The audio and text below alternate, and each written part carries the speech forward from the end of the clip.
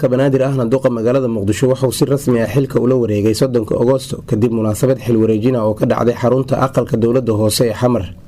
1 Sebtembar waxaa xilli hore oo aroor ah oo u soo kalaxay xarunta dawladda hoose ee Xamar si uu guto waajibaadkii loo soo igmaday ee ahaa inuu maamulo in ka badan 3 milyan oo qof oo ku nool caasimadda Muqdisho. gudoomiyaha waxa uu kulmo isdaba joog ah u la qaatay ku-xigeenadiisa agaasimayaasha waxyaha kala duwan ee maamulka si loo dardargeliyo shaqada maamulka gobolka Banaadir. kulamadaas waxaa barbar socday isbarasho iyo ka dhabeynta hadafyadiisa siyaasadda si bulshada ku dhaqan gobolka Banaadir loo gaarsiiyo adeegyada ay xaq ahaan u leeyihiin in ay maamulkoodu ay ka helaan dhismaha danta guud. muddada sanadka uu joogay gudoomiyaha gobolka Banaadir ahna duqa magaalada Muqdisho xafiiska waxaa isaga iyo maamulkiisa ay wax badan ay ka qabteen dhismaha xarumaha danta guud sida dhismaha xarumaha degmooyinka, dhismaha wadooyin cusub oo caasimadda ka mid ah iyo dhisidda jidcadayaal oo uu saaray maamulku dhagxaanta loo yaqaan interlogga. wuxuu xariga ka jaray intuu xafiiska uu joogay gudoomiyaha gobolka Banaadir ahna duqa magaalada Muqdisho dib u habeyn iyo dhismayaal casri ah oo loo dhisay qaar ka mid ah xarumaha degmooyinka gobolka Banaadir si bulshada ku nool degmooyinkaasi loogu khidmeeyo adeegyada ay ugu baahan yihiin degmadooda. dhowr wado oo ku yaala caasimadda ayuu ku guuleystay gudoomiyaha gobolka Banaadir ahna duqa magaalada Muqdisho Cumar Maxamuud Maxamed Cumar Filish in uu dib u dhis ku sameeyo kuwaas oo ku burburay dagaaladii sokeeye ee ka dhacay dalka. adeegsiga wadooyinkaasi waxaa dhib ku qabay gaadiidka iyo dadweynaha. xiriirka caalamiga ah gudoomiyaha gobolka Banaadir ahna duqa magaalada Muqdisho mudane Cumar Maxamuud Maxamed Cumar Filish intii xafiiska joogay waxa uu heshiis dhinacyo badan oo ay ku jirto mataaninta magaalooyinka Dooxa iyo Muqdisho la galay duqa caasimadda Dooxa Jamaal Madaari Almani kadib kulan ay ku wada qaateen magaalada Dooxa ee xarunta dalka Gadar. waxa kale oo heshiis la gaaray madaxda magaalooyin badan oo ku yaala South Africa oo ku jiro duqa magaalada Durban kadib markuu Koonfur Afrika u tagay ka qaybgalka shirka duqowda caasimadaha adduunka. intii uu joogay dalka Koonfur Afrika waxa halkaas kala kulmay jaaliyadda Soomaalida ee dalkaasi ku nool waxaana kala hadlay sidii ay u qayb qaadan lahaayeen horumarada ka socda Soomaaliya guud ahaan gaar ahaan magaalada caasimadda Muqdisho. dhinaca kale waxa duqa caasimadda Muqdisho kulamo kala gooni la qaatay safiirada magaalada caasimadda Soomaaliya ee Muqdisho ka jooga wadamada caalamka oo ay ku jiraan safiirada qaramada midoobay midowga Yurub iyo Mareykanka. waxaana kala hadlay sidii ay qayb uga qaadan lahaayeen horumarada socda. amniga iyo siyaasadda marka laga hadlayo waa ubuucda ugu weyn ee bulsho kasta oo horumar ku taamaysa in wax badan laga qabto amniga iyo siyaasadda magaalo ama dal horumaraya. gudoomiyaha gobolka Banaadir ahna duqa magaalada Muqdisho waxa uu bilaabay waqtigii uu xilka la wareegay inuu wax badan ka bedelo amniga xarunta aqalka dawladda hoose Xamar si ay ugu kalsoonaadaan shacabka adeega u soo doonta madaxda dawladda federaalka Soomaaliya safiirada beesha caalamka ka jooga dalka. waxa uu bilaabay in kulamo isdaba joog ah uu la qaato laamaha amniga saraakiishooda si ay ugu warbixiyaan xaaladda amniga ee magaalada maayarka looga dhigay. durbadiiba waxa uu isbedel ku sameeyay ilaalada xarunta aqalka dawladda hoose oo uu ka dhacay qarax galaaftay nolosha gudoomiyihii hore gobolka Banaadir ahaana duqii Muqdisho Allah u naxariistay Cabdiraxmaan Cumar Cismaan injineer Yariiso iyo saraakiil ka tirsan maamulka gobolka. waxa intaa u sii dheer joogteenta kulan uu gudoomiyaha gobolka la qaato gudoomiyaasha degmooyinka saraakiisha laamaha amniga oo intiisa badan diiradda lagu saaro arrimaha amniga si loo helo isla xisaabtan dhab ah ayada oo gudoomiyaasha degmooyinka lagu amray in ay wax badan ka bedelaan amniga degmooyinka ay mas'uulka ka yihiin. waxaa jira kawarqabka iyo joogteenta kormeerada ay madaxda gobolka ay ku tagaan baraha kontaroolada ee yaala wadooyinka magaalada iyo xarumaha degmooyinka gobolka si loo sugo amniga oo shacabka nabad ay ugu noolaadaan. siyaasadda muddadii sanadka ahayd oo xafiiska joogay gudoomiyaha gobolka Banaadir ahna duqa magaalada Muqdisho mudane Cumar Maxamuud Maxamed Cumar Filish waxa uu go'aamiyay mid gaanba u koray sidii shacabka ku nool gobolka Banaadir ay u heli lahaayeen waxa ay xaq u leeyihiin taas oo ah inay matalaad ku yeeshaan aqalka sare ee baarlamaanka federaalka Soomaaliya iyo sidii ay magaaladan u heli lahayd maqaamkeeda ku xusan dastuurka ku meel gaarka ee Soomaaliya. maalmo yar oo kadib magacaabistiisii gudoomiyaha gobolka Banaadir ahna duqa magaalada Muqdisho waxa kulan la qaatay wasiirka dastuurka xukuumadda Soomaaliya. waxaana kala hadlay sidii shacabka Muqdisho talo ugu yeelan lahaayeen dhamaystirka dastuurka qabyada ah ee dalka u yaala maadaama ay u dhiman tahay oo kaliya meelmarin dadweyne. waxa kale oo gudoomiyaha Cumar Filish kala hadlay wasiirka dastuurka in shacabka magaaladan ku nool loo soo bandhigo waxa dastuurka ka qabo waxa mustaqbalkooda noqonayo. bil kadib wuxuu gudoomiyaha gobolka banaadir ahna duqa magaalada muqdisho mudane cumar maxamuud maxamed cumar filish kulan la qaatay wasiirada xukuumadda federaalka Soomaaliya ee qusayso ay ka talinta shacabka ku nool magaalada muqdisho waxaana kulankaas looga ogolaaday mid lamid ah xuquuqda ay dawlad goboleedyadu ka helaan dawladda federaalka Soomaaliya gudoomiyaha gobolka banaadir ahna duqa magaalada muqdisho mudane cumar maxamuud maxamed cumar filish muddadii sanadka ahayd ee uu joogay xafiiska waxa uu ku dadaalay sidii gobolka banaadir oo aqalka sare uga heli lahaa matalaad u qalanta oo ka badan tan iminka ku haystaan aqalka sare maamul goboleeda dalka ka jira waxaana si goosinimo loogu horacdeeyay furitaanka kalfadhiga labada gole ee baarlamaanka federaalka Soomaaliya oo xilligaas goobjoog ka ah madaxweynaha Soomaaliya mudane Maxamed Cabdullaahi Farmaajo baahida ay u qabaan bulshada gobolka banaadir inay matalaad ku yeeshaan aqalka sare ee baarlamaanka federaalka Soomaaliya taasoo madaxweynaha Soomaaliya ka dalbaday oo ka codsaday labada gole in loo ogolaado gobolka banaadir baahiyahooda maalmo tirsan kadib golaha shacabka ayaa si rasmi ah u meelmariyay codsigii madaxweynaha jamhuuriyadda federaalka Soomaaliya waxaana gobolka banaadir aqalka sare ku yeelanayaa sanadka soo socda 13 xubnood iyadoo arrintaas laga jawaabayo ayaa waxa uu duqa caasimadda muqdisho dadweynaha kala qayb galay barnaamijyo ay ku soo dhaweynayaan matalaadda laga siiyay gobolka banaadir aqalka sare ee Soomaaliya waxa uu xubin ka ahaa madaxda ka qayb gashay shirkii Dhuusareeb 3 oo ay ka qayb galeen madaxweynaha Soomaaliya mudane Maxamed Cabdullaahi Farmaajo iyo madaxda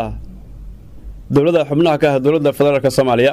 waxa uu wax ku lahaa gudoomiyaha gobolka banaadir ahna duqa magaalada muqdisho mudane cumar maxamuud maxamed cumar filish go'aanka nooca doorasho ee dalka ka dhacaysa si isbedel doorasho dalkan uga dhacdo maadka sanadkan 2020 iyo horaanta 2021 waxbarashada iyo caafimaadka waa labada qodob ee maamulka uu diiradda saaray xal u helidda waxbarasho iyo caafimaad in ay helaan dadweynaha ku dhaqan muqdisho haba yaraatee gudoomiyaha gobolka banaadir ahna duqa magaalada muqdisho mudane cumar maxamuud maxamed cumar filish inta uu xafiiska joogay oo sanadka ahayd waxa uu nasiib u yeeshay inuu noqdo maayarkii ugu horeeyay ee ku guuleystay in maamulka gobolka banaadir 30 sano kadib la wareego guud ahaan maamulidda waxbarashada gobolkani banaadir munaasabad ka dhacday magaalada muqdisho ayaa wasaaradda waxbarashada dowladda federaalka Soomaaliya waxay si rasmi ah maamulka gobolka banaadir ugu wareejisay maamulka waxbarashada caasimadda taasina waxay ahayd guul u soo hooyatay maamulka iyo bulshada ku dhaqan gobolkani banaadir gobolka banaadir waxaa ku yaala iskuulo lacag la'aan ah oo ay hore u maamuli jirtay wasaaradda waxbarashada Soomaaliya waxaana ka faa'iideystay waxbarashadaasi kumanaan arday oo ku nool gobolkani banaadir dhammaantood waxay hadda hoos tagaan maamulka gobolka banaadir oo sanadkan ku guuleystay qaadista imtixaanaadka shahaadiga ee dugsiga dhexe natiijada imtixaanka kadib waxa uu maamulka gobolka banaadir uu u balan qaaday 10 arday ee kaalimaha hore galay in ay heli doonaan waxbarasho lacag la'aan ah 4 sano ee soo socota taasoo dhiirigelin u noqonaysa ardayda dugsiyada gobolkani banaadir intaa waxaa dheer in gudoomiyaha gobolka banaadir ahna duqa magaalada muqdisho waxbarashada gobolka banaadir u sameeyay agaasin cusub oo ka kooban aqoon-yahano xirfadlayaal ayadoo imtixaan loo galay dhammaan boosaskii agaasinka waxbarashada gobolkani banaadir hogaanka gobolka waxa uu sidoo kale wax badan ka qabtay manhajka waxbarashada oo ay wasaaradda soo saartay dhaqangalkiisa ayada uu balan qaaday gudoomiyaha gobolka banaadir ahna duqa magaalada muqdisho cumar maxamuud maxamed cumar filish in lagu kormeeri doono dhammaan xarumaha waxbarashada gobolka in ardayda casharada loogu dhigo manhajka waxbarashada dalka caafimaadka waxaa lagu guuleystay dib u howlgelinta xarumo loogu adeego hooyada iyo dhallaanka oo degmooyinka gobolka banaadir ka howlgalayay iyada oo la qalabeeyay dhowr xarun oo horey u shaqaynayay waxaana intaasi usii dheer dabagalka habka ay ugu adeegaan xarumahaasi hooyada iyo dhallaanka oo mujtamaca meel sare kaga jira bilowgii sanadka 2020 waxa ay dunida la tacaalaysay dagaalka lagula jiro ka hortaga faafitaanka caabuqa COVID-19 oo dad ka badan 5 milyan oo qof dunida u ka soo ritay waxa uu maamulka gobolka banaadir oo kaashanaya wasaaradda caafimaadka Soomaaliya ay feejignaan galiyeen dhammaan shaqaalaha caafimaadka si dadka looga badbaadiyo caabuqa COVID-19 iyada oo dib loo helgeliyay isbitaalka Martini sidoo kale maamulka gobolka banaadir ayaa bilaabay baraarujinta dadweynaha oo ku saabsan caabuqa iyada oo la adeegsanayo fariimo gaaban oo laga baahiyay warbaahinta gobolka banaadir iyo gaadiid lagu soo xiray codbaahiyaal kuwaas oo dhammaan wadooyinka degmooyinka gobolka banaadir marayay si fariimahaasi loo gaarsiiyay dadka aanan warbaahinta dhageysan sidoo kale waxa uu maamulka gobolka banaadir oo u horkacayo gudoomiyaha gobolka banaadir ahna duqa magaalada muqdisho cumar maxamuud maxamed cumar filish oo ku guuleystay in goobaha dadka danta yar ee ku nool gudaha iyo daafaha magaalada muqdisho loo gaarsiiyay agabyada looga hortago xanuunka coronavirus sida gacmogashi iyo wejixir oo ay weheliyaan baraarujin joogtayn ah farxal iyadoo saabuun la adeegsanayo. waxaa la howlgeliyey waaxda caafimaadka dowladda hoose ee xamar si bulshada looga taxadaro iyadoo loo qabtay tababaro ku saabsan ka hortaga caabuqa covid-19 oo magaalooyin dhowr ah oo muqdisho ay ku jirto laga helay dad qaba cudurkaasi. si howlahaasi oo dhan loo sii xoojiyey waxaa dhammaan degmooyinka gobolka banaadir loo qoray in ka badan 850 qof oo baraarujin ama talooyin caafimaad siinaya dadweynaha iyadoo degmo kasta laga qoray dhallinyaro caafimaadka baratay oo tir ahaan gaaraya degmadii in ka badan 50 qof. si looga gaashaanto halista xanuunka coronavirus waxa uu maamulka gobolka banaadir ee odaga uu ka yahay gudoomiye Cumar Maxamuud Maxamed Cumar Firish bilaabay buufinta wadooyinka iyo suuqyada magaalada Muqdisho iyadoo la adeegsanayo shaqaale loo carbiyay waxaana lagu buufinayo wadooyinka daawo disho jeermiska keeni kara caabuqa coronavirus. nadaafadda iyo ka shaqaynta bilicda Muqdisho bulsho nabad ah iyo bilad nadiif ah oo alkudhig uu la yimid gudoomiyaha gobolka banaadir anaaduqa magaalada Muqdisho mudane Cumar Maxamuud Maxamed Cumar Firish uu uga dhabeeyo oradaas aan baxday waxa kulamo la qaatay agaasimayaasha qaybta howlaha guud iyo arrimaha bulshada gaar ahaan kuwa bulaacadaha iyo nadaafadda iyo bilic soo celinta magaalada Muqdisho si bilicda kor loogu qaado shaqo habeen iyo maalin ahna looga qabto caasimadda Muqdisho. waxaa magaalada ka da'ay roob iyo dhigay kuwaas oo qaarkood jaray laamiyo caan oo ku yaala Muqdisho. waxaa kaloo saameyn dhaqaale iyo mid nafeed ay ku yeesheen roobkaasi dadweynaha magaalada gaar ahaan barakacayaasha u nugul qabowga iyo daadadka biyaha roobka. xilli habeen ah ayuu ka baxay hoygiisa gudoomiyaha gobolka banaadir anaaduqa magaalada Muqdisho mudane Cumar Maxamuud Maxamed Cumar Firish si dadka danyarta ah ee roobku saameeyeen oo la qaybsado dhibaatada soo gaartay. gudoomiyaha gobolka banaadir anaaduqa magaalada Muqdisho mudane Cumar Maxamuud Maxamed Cumar Firish waxa ka qayb qaatay samada bixinta qaar kamid ah shacabka ku nool magaalada uu maayarka ka yahay oo ay guryahoodii ku dumeen isagoo uga digay gabaadsiga dhismayaasha qadiimka ee ku yaala magaalada caasimadda ah. waxaa ballan qaaday gudoomiyaha gobolka banaadir anaaduqa magaalada Muqdisho inuu wax badan ka bedeli doono dhismayaasha wadooyinka Muqdisho si ay u yaraato dhibaatada gaaraysa dadka danyarta ah ee haysan hoy ka celin kara dhibicda roobka iyo dabaysha. si uga dhabeeyo hamigiisa waxa uu howlgeliyey gaadiidka looga saaro carrada wadooyinka si aanay magaalada u muuqdilmin. waxaana daba socda doorka haweenka oo ka shaqeeya nadaafadda oo iyaguna door muhiim ah ku lahaa in magaaladan ku soo laabato sidii hore marka laga hadlayo bilic iyo nadaafad. u khidmaynta shacabka ururinta canshuuraha waa ilaha dhaqaalaha ugu muhiimsan ee dalku hormaro si bulshadiisa ay baraare la mahadiyo u gaaraan. waxa uuna maamulka gobolka banaadir oo uu horkacayo gudoomiyaha gobolka banaadir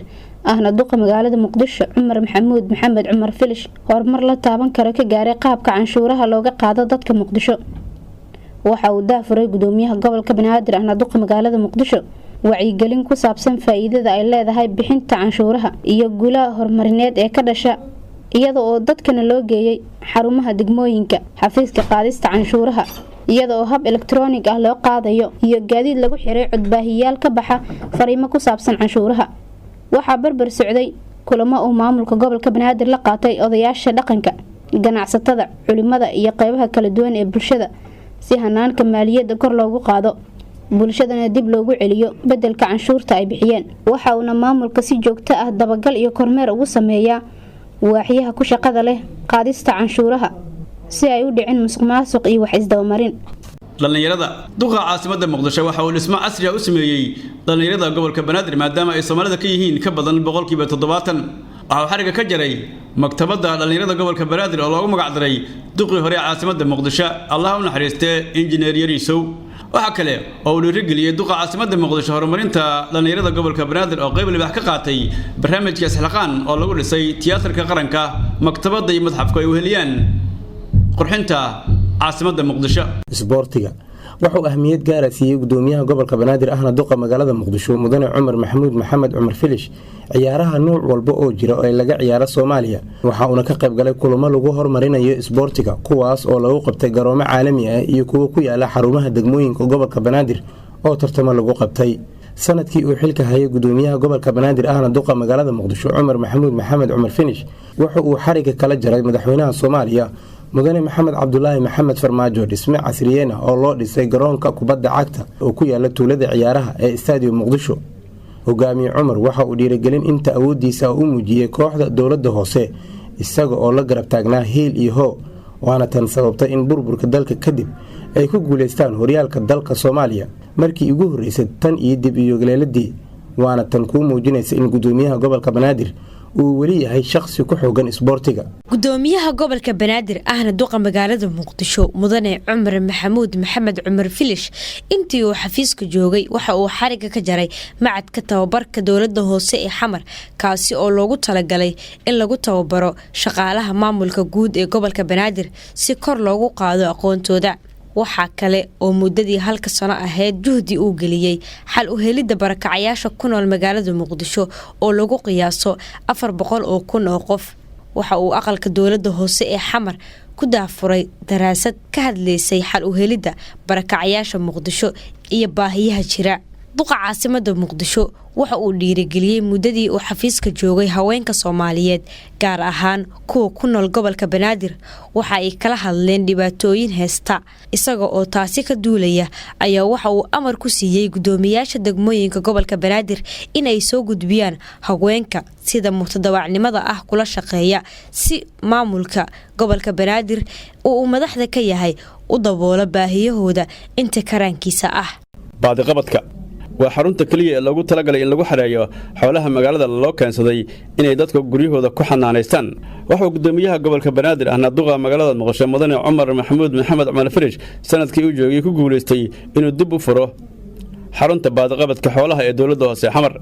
xoolaha dhaxaya ayaa magaalada loogu helo xarun u gaar ah iyada oo la howlgelinayo ciidanka ilaalada deegaanka Xamar oo kaashanaya waaxda caafimaadka iyo nadaafadda dowladda hoose Xamar. muddadii sanadka ahayd waxa gudoomiyaha Cumar Filish ku guuleystay in xoolo badan ay ciidamadu ka xareeyaan wadooyinka degmooyinka magaalada Muqdisho si looga yareeyo qashinka magaalada loona soo celiyo bilicdii ay magaaladu lahayd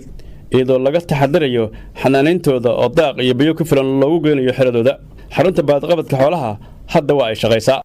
bulsho bile iyo ka warqabka dadweynaha waa laba barnaamij oo ka mid ah barnaamijyada gudoomiyaha gobolka Banaadir ahna duqa magaalada Muqdisho fikradooda uu lahaa oo uu ku soo kordhiyay waxqabadka maamulka. waana barnaamijyo muhiimadoodu tahay in dadweynaha degmooyinka laga dhageysto talooyinka iyagoo la soo horfariisanayo gudoomiyaha gobolka Banaadir oo ay weheliyaan ku-xigeenadiisa gudoomiyaha degmada iyo taliyaha saldhigga. waana barnaamij lagu kala warqaato intiisa badan laguna dhageysto cabashada iyo baahiyaha dadweynaha deegaanka markaas la joogo. waxaana barnaamijkan lagu qabtay dhowr degmo oo ka mid ah degmooyinka gobolka Banaadir. gudoomiyaha waxa uu u gagsaday uuna u dhabar adeegay dhageysiga waxyaabaha ka guuxaya dadweynaha ku dhaqan degmooyinka gobolka Banaadir ee lagu qabtay barnaamijyadaas iyadoo si toos ah gudoomiyaha loo soo weydiinayay su'aalo ka guuxaya shacabkaas markaas kadibna gudoomiyaha ka jawaabayo. si kastaba barnaamijyada bulsho bile iyo ka warqabka dadweynaha waxay noqdeen barnaamijyo ay dadweynaha ay mahadiyeen.